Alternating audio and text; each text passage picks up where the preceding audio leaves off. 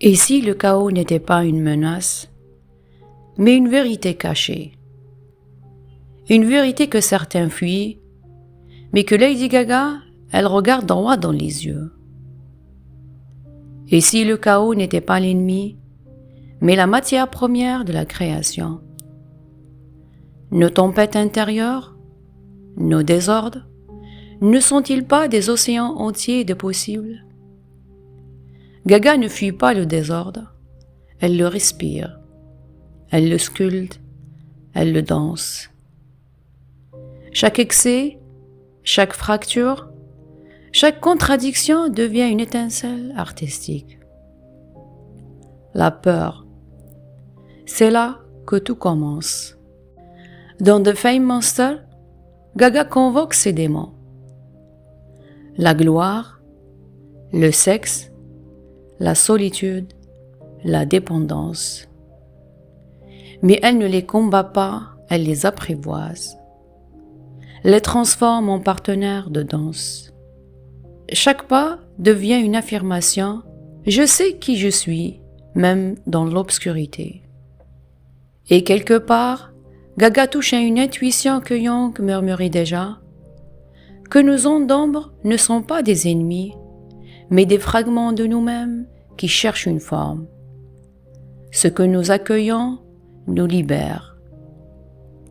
Peut-être que c'est pour ça que chez elle, le chaos ne détruit rien, il révèle. Avec Born This Way, le chaos se transforme en communauté. Une explosion de couleurs, de revendications, de fierté. Elle dit « Je suis différente et c'est ma force ». Dans un monde obsédé par la norme, Gaga fait de la vulnérabilité une arme de construction massive. Art pop est un cri de liberté, un collage de contradictions, un laboratoire où l'art se libère de l'explication. Elle fusionne l'art et le pop, la raison et l'extravagance, le chaos et la beauté.